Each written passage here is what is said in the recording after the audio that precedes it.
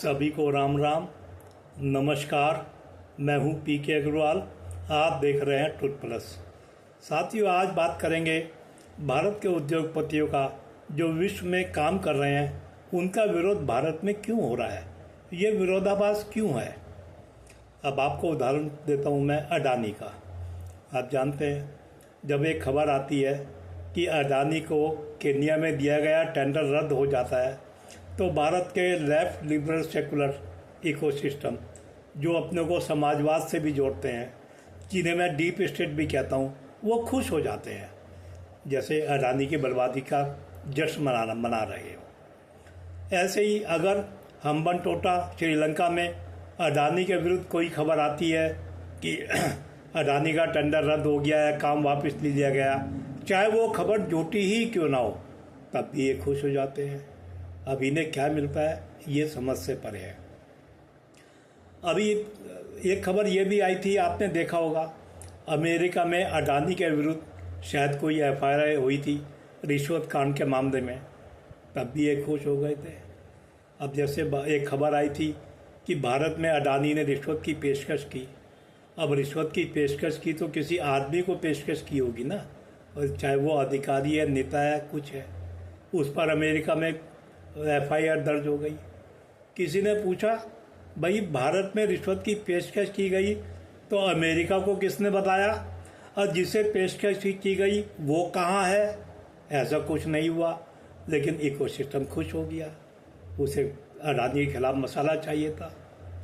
Hindenburg, ये तो आप जानते ही हैं, ये तो एक मिशन था अडानी के खिलाफ। हिंडनबर्ग की रिपोर्टें आती थी, देश में शोर मचता था।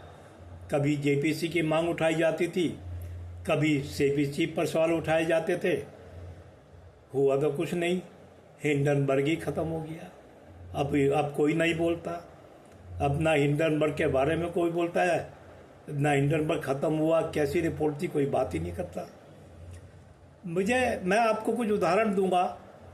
1997 की बात है, जब बिल गेट्स माइक्रोसॉफ्ट के चीफ पहली बार भारत आए थे, तब इसी इकोसिस्टम तो यही था, आदमी भले बदल गए हों, उन्हें काफ़ी महिमामंडित किया जा रहा था। मैं एक उदाहरण देके बताऊंगा। मैंने एक ऐसा उदाहरण सुना था कि अगर बिल गेट्स की जेब से $20 का नोट गिर जाए तो उसे उठाएंगे नहीं। कारण दिया गया था कि जितनी देर में वो उसे उठाएंगे, उतनी देर में वो $20 कमा लेंगे। महिमा मंडित करने के तरीके थे। विदेशी उद्योगपति को, विदेशी व्यवसायी को भारत में यही इकोसिस्टम महिमा मंडित कर रहा था।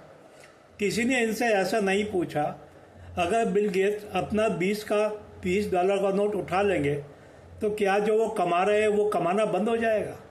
किसी ने नहीं पूछा, क्योंकि दो तरफा संवाद नहीं था। अब ऐसे ही अभी हाल में आपने एक खबर देखी होगी, ईरान और इजराइल के बीच में युद्ध चल रहा है, मिसाइलें चल रही है।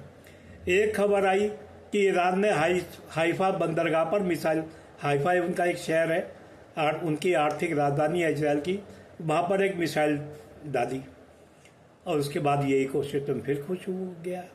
कह रहा है हाइफा पर मिसाइल गिरी, अडानी बर्बाद हो गया। अडानी की बर्बादी का जश्न क्यों मनाते हैं ये? क्या भारत के किसी उद्योगपति को विश्व में अपना परचम फैलाने का अधिकार नहीं है? दुनिया भर के उद्योगपति काम तो दुनिया में करते ही होंगे, चाहे कंपनी बना के करते हों, सरकारें समर्थन देती होंगी, लेकिन भारत के उद्योगपति का विरोध क्यों?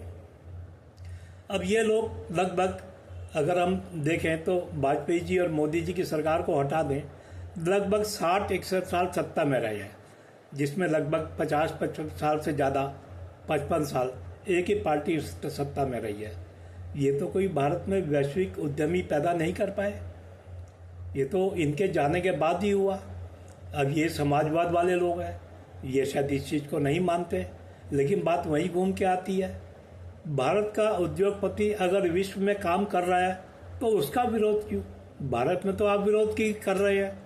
भारत में तो ठीक है, आपकी वोट की राजनीति है, आपकी समाजवादी विचारधारा है, हालांकि समाजवादी विचारधारा ने देश को क्या दिया, इस पर कोई सवाल उठ जाए तो कोई जवाब नहीं दे पाता, लेकिन वो एक अलग विषय है।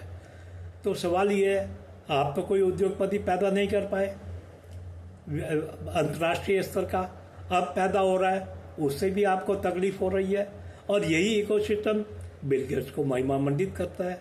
ऐसे क्यों भाई, ये विरोधाभास क्यों? ये सवाल इनसे पूछना शुरू कीजिए।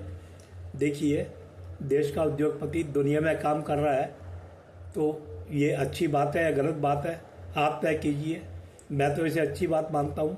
मैं तो मानता हूँ अगर ऐसा कोई कर रहा है, भारत सरकार को भी उसे पूरा समर्थन देना चाहिए। बाकी आपके क्या विचार हैं, आप ज़रूर बताएं। वीडियो पसंद आए तो लाइक करें, शेयर करें, चैनल को सब्सक्राइब करें। फिर मिलते हैं अगले वीडियो में। धन्यवाद।